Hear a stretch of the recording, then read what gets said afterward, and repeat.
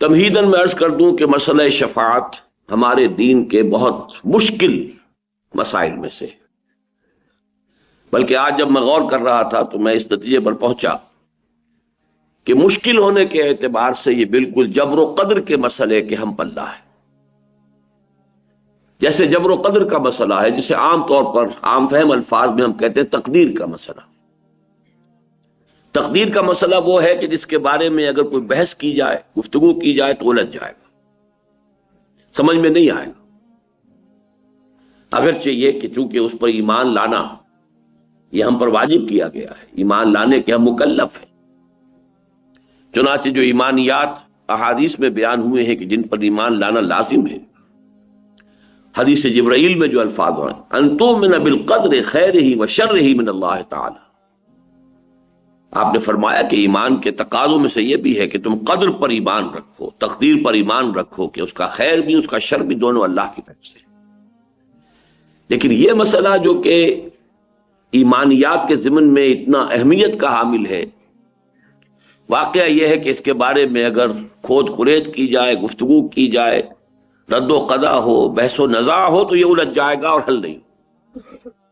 اگرچہ سمجھ میں آ جاتا ہے اگر انسان سمجھنا چاہے، اور یہ بھی میں اس لیے عرض کر رہا ہوں کہ جو چیز سمجھ میں نہ آ سکتی ہو اس پر ایمان کا واقعتاً یہ ہے کہ ہمارا مکلف ہونا پھر غیر منطقی ہو جائے گا. سمجھ میں تو آتا ہے لیکن بیان میں نہیں آتا. ان دونوں چیزوں میں بڑا فرق ہے. ایک چیز سمجھ میں آتی ہے لیکن بیان میں نہیں آ سکتی. بیان کرنے میں ہماری جو قوت بیانیہ ہے، ہماری جو زبان ہے، اس کی جو محدودیتیں ہیں، اس کی بنا پر وہ مسئلہ الجھ جاتا ہے. بہرحال آج کا میرا موضوع جو ہے وہ مسئلہ قدر نہیں ہے، لیکن میں صرف اس لیے عرض کر رہا ہوں کہ وہ مسئلہ کہ جس کے بارے میں حضور نے بہت سختی کے ساتھ منع فرمایا ہے کہ کوئی بحث و نزاع نہ کرو. ایک مرتبہ حضور تشریف لائے اپنے حجرے سے باہر اور آپ نے دیکھا کہ کچھ صحابہ وہ مسجد کے گوشے میں بیٹھے ہوئے کسی بحث میں مبتلا ہے، اور وہ بحث جو ہے وہ تقدیر سے متعلق ہو رہی ہے. حضور نے جب یہ دیکھا تو آپ کا چہرہ غصے سے تمتما اٹھا اور آپ نے غضبناک الفاظ میں فرمایا الہذا بعثت ام لہذا امرت یا ام لہذا امرت، کیا مجھے اس چیز کا حکم دیا گیا تھا؟ کیا میں اس کام کے لیے مبعوث کیا گیا ہوں؟ یہ معاملات ایسے ہیں کہ جس کے بارے میں خاموشی اختیار کرو. بہرحال اسی طرح کا مسئلہ جو ہے یہ شفاعت کا مسئلہ بھی ہے.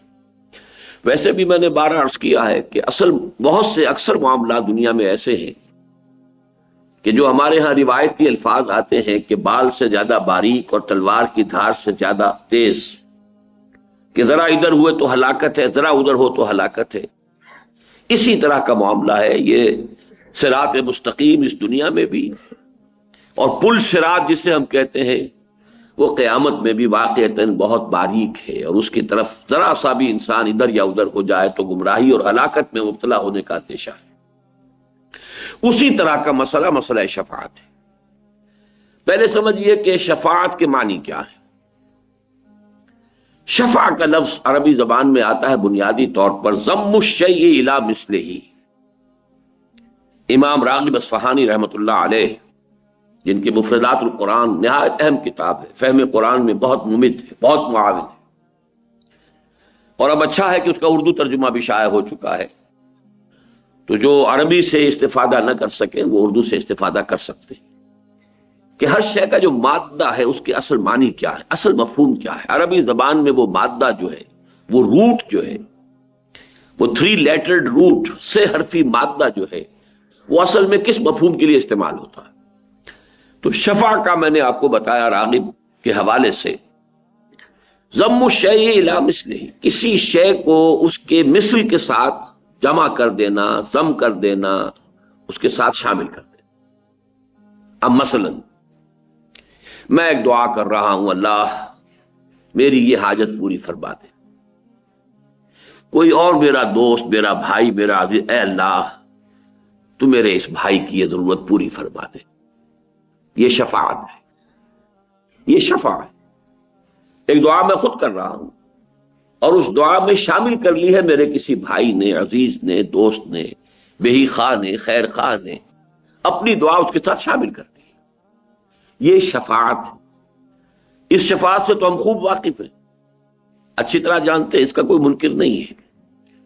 البتہ یہ کہ ایسی ہستیوں کی شفاعت کہ جو ہمارے سامنے اس طریقے سے مادی طور پر موجود نہیں ہے، عالم غیب میں ہے، غیب کا پردہ حائل ہو چکا ہے، وہ ارواح ہیں اولیاء اللہ کی جو عالم غیب میں ہے، اب ملائکہ ہیں جو عالم غیب میں ہیں، پھر وہ ارواح جو ہیں انبیاء کی ہیں، صلحاء کی ہیں، اتقیاء کی ہیں، اولیاء اللہ کی ہیں، ملائکہ ہیں، یہ تمام ہیں۔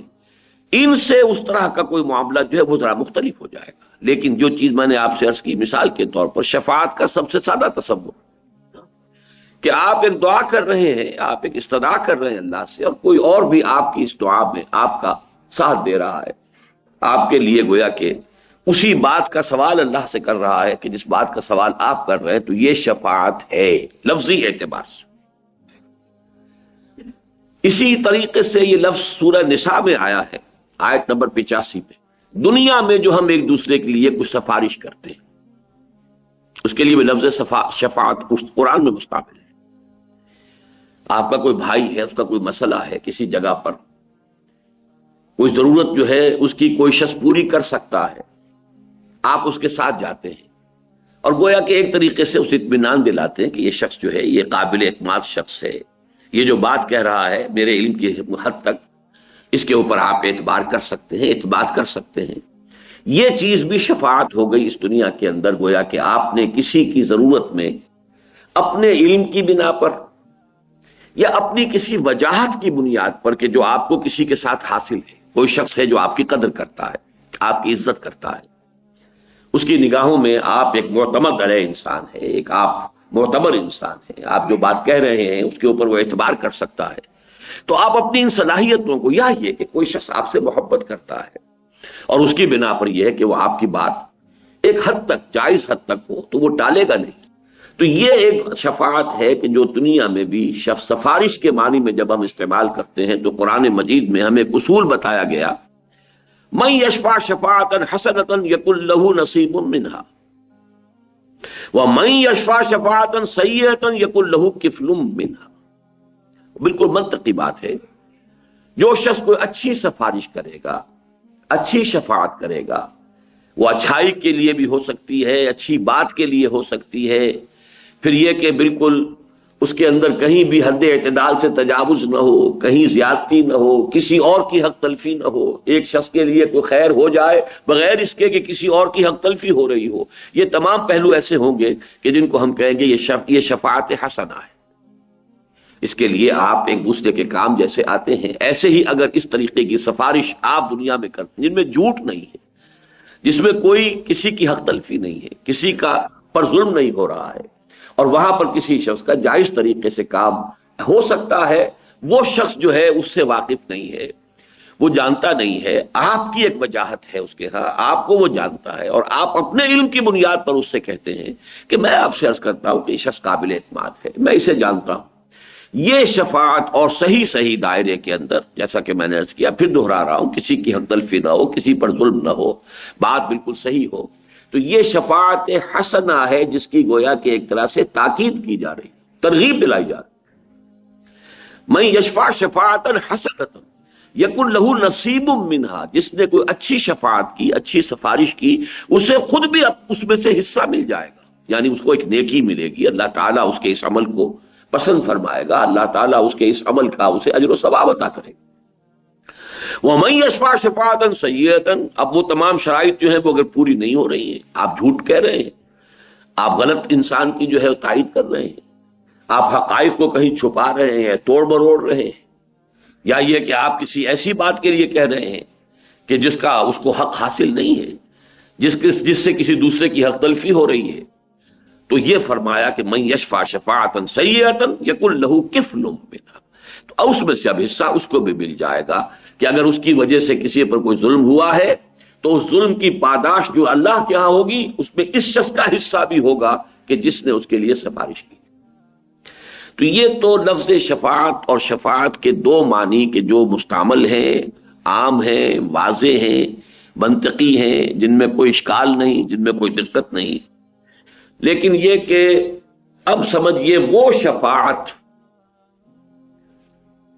کہ جو تمام گمراہیوں کی جڑ ہے، یہ میں پچھلی مرتبہ عرض کر چکا.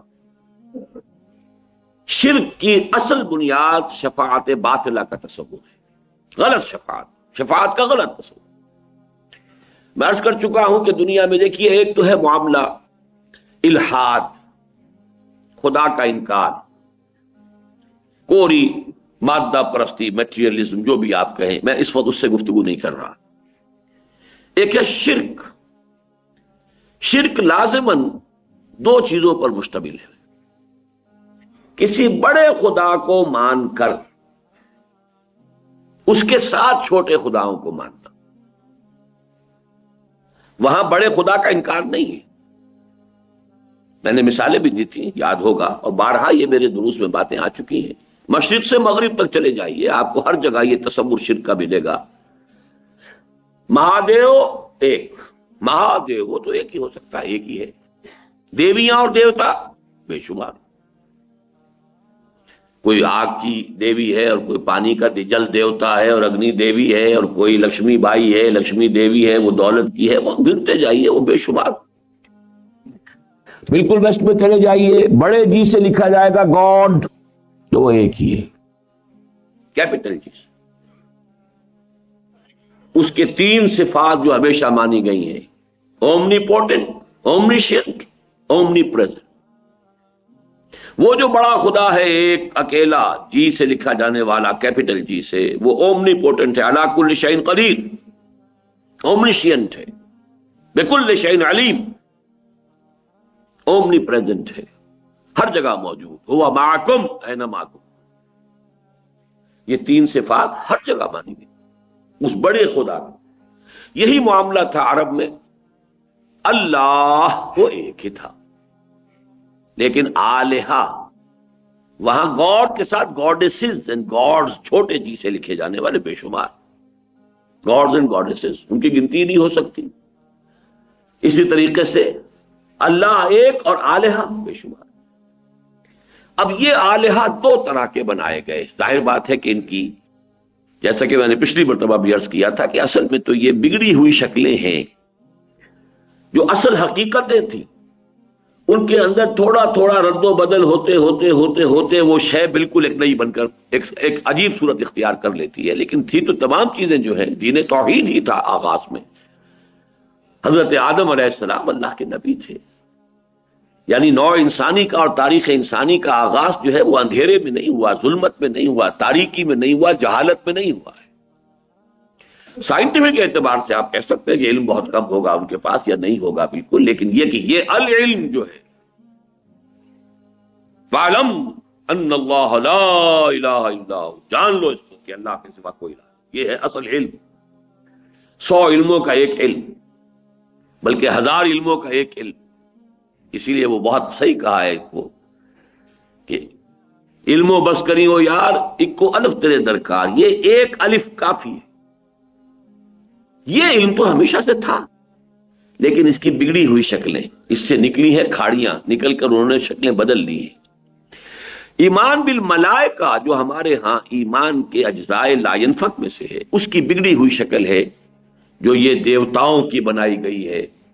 کوئی پہاڑوں کا دیوتا ہے، کوئی فلاں کا دیوتا، یہ ملائکہ ہے. یہ وسیع اور اس کائنات جس کا کہ ابھی تک ہمیں کچھ پتہ نہیں ہے، اس کے سائز کا کوئی تصور آج بھی نہیں ہے انسان کو، قطعاً پتہ نہیں کہاں شروع ہوتی ہے کہاں ختم ہوتی ہے.